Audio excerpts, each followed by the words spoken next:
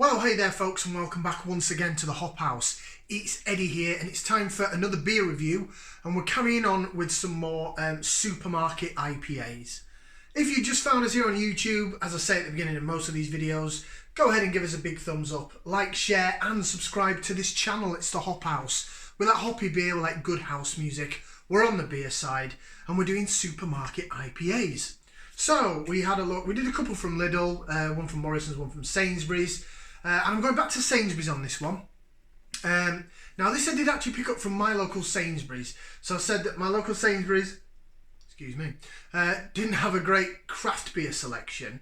But I was talking about the 440ml cans. So the ones up there, the Brewdog versus Mikeller, some Vocation, and other breweries that they've done as well. I couldn't find it in my local Sainsbury's, so I had to go out of town. But the 330ml cans, the smaller cans, I could find in my local Sainsbury's, and this is one of them. So do you want to see what we're going to review? Okay, so from Mikeller. Now bearing in mind we did the Brewdog versus Mikeller, but this is just Mikeller on his Todd, on his own. And it's the first ever Mikeller beer that I've had on its own, or on his own.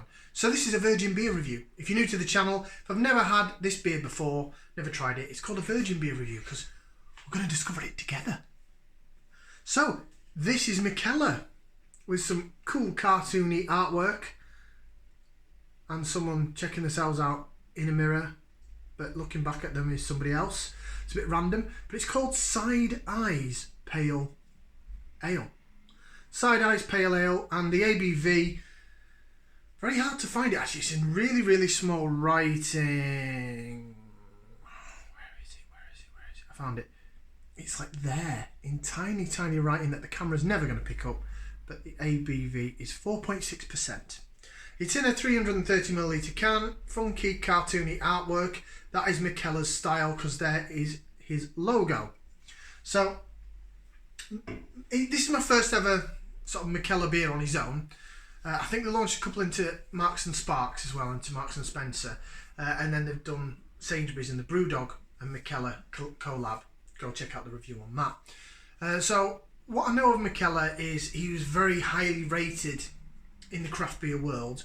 He's Danish from I think Copenhagen, around that area in Denmark, and he was an expert at brewing recipes, and people wanted his recipes, and then he branched out on his own because at first he was just travelling around places. Brewing for them. And he branched out on his own and he got his own brewery and this, that and the other, and now he's branched out into supermarkets. And I think some of the, I don't want to use the word beer snobs, but you know, some of the purist craft beer followers out there are really slating it. You know, it's like if you go into the supermarkets, you're selling out. It's a bit like in house music when they say, you know, a house music producer gets it tracking the charts, it's like, oh, you can't do that, you've got to stay underground. If it's good, right? Should we get this out? Into the glass. Right, Coracle beer glass for this. Again, Coracle Micropub. It's a great glass. It's a great little pub. If you're ever in the Ironbridge Telford area of Shropshire, go check out the Coracle. So, I'm guessing this is going to be one of those sort of hazy pale ale jobbies. Again, I don't know because I've never had anything from Mikeller before. Is it going to be hazy or is it going to be clear? It is a little bit of haze to it. Hang on, let me just wipe the glass down. No, tiny bit, but that is quite sort of transparent-y and see-through.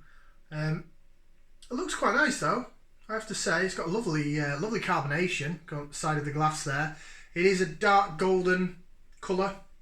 Hold it up to the light. Yeah, there's a bit of haze there, but I can see through to the other side, so it's not fully cloudy and hazy.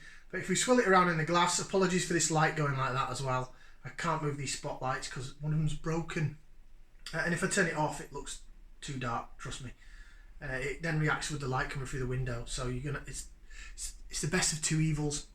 Right, so there you go, beer then in the glass. That's how she looks. Nice, lovely white head on it, bubbles going up the side of the glass. Dark golden to almost amber colour. Looks like a solid pale ale. Looks decent, looks alright. Not every beer has to be cloudy now. Right, so we'll just jig it about in the glass a bit. And when we jig it about in the glass, it retains the head really well. It really does lace beautifully. Look at the bubbles chasing the head of that glass. It's magic. So, for those newbies, what I'm going to do now is I'm going to pick up what I can smell in this. So, we're going to stick that in there. We're going to give it a whiff and see what we can sniff. I can smell almost like a lager malt. Got like a lagerish malt to it. It's got some sort of pininess. Bit of citrus. It tastes like it's going to be quite a well-balanced beer, I think. I've got like lager malt, maybe a bit darker malt, hence maybe that it's not as light as some of the pale ales are. It smells like it's going to be quite nice, actually. I like the smell of that. It's not full on citrus and tropical notes. They are there, but it's got like a lager malt and it's got some sweet malt sort of bill through as well.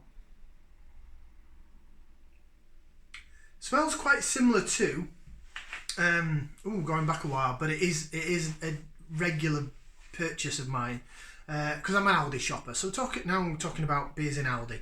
And the 330ml can that's got like a load of ghost faces on it that looks a bit Magic Rocky. It's called the Freakworks Phantom Pale Ale, 4.8%. This smells and looks a bit similar to that, although that's a lot. There's no haze in that at all. That's totally transparent and see-through and filtered and stuff.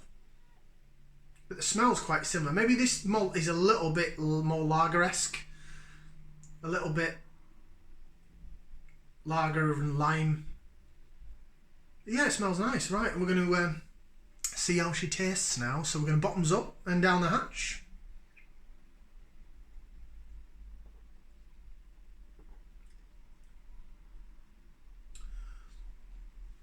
Just how I thought. It follows through on the smell.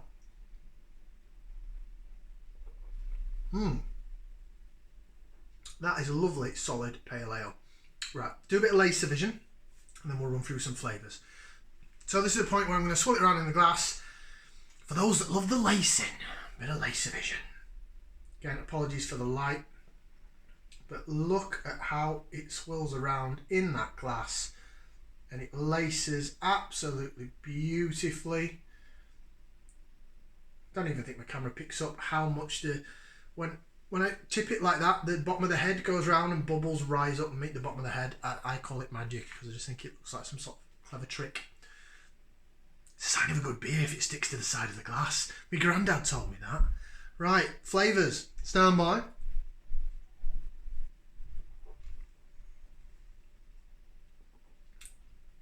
Really moreish, nicely balanced. It's got some tanginess down the side of the tongue. Zesty, lemony, limey, really lemony, limey notes. It does taste sort of lager and limey. It does taste like lager malt down the middle of the tongue. I could be mistaken for saying this is some sort of like lager pale ale hybrid. It's just got a lager feel to it, but the zestiness down the side of the tongue makes it moreish. It makes it really nice. And then the aftertaste is very lemon and lime. It's basically lemon and lime in a little stubby glass. It is a bit carbonated though, excuse me, that was disgusting.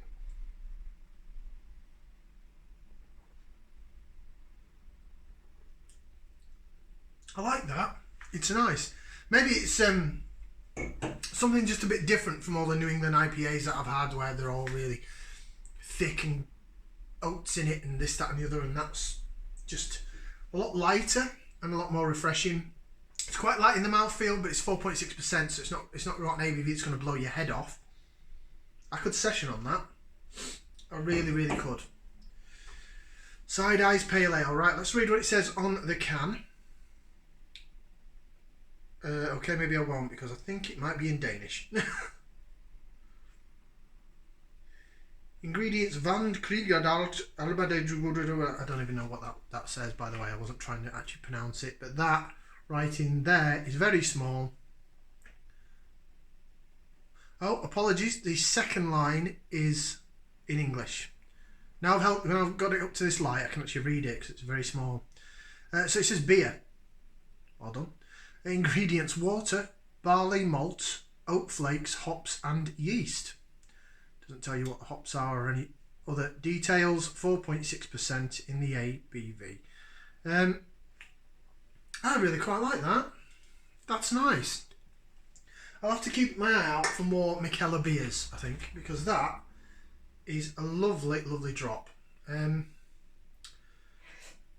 Oh, look at it lacing out. Oh, look at that. Genius. Beautiful. Beautiful looking beer. Really happy with that.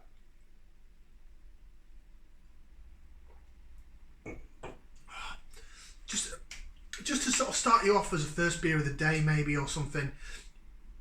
If you had something really heavy and you want something to lighten it up and palate cleanse, that's bob on. That is beautiful. That gets 2 thumbs up from me.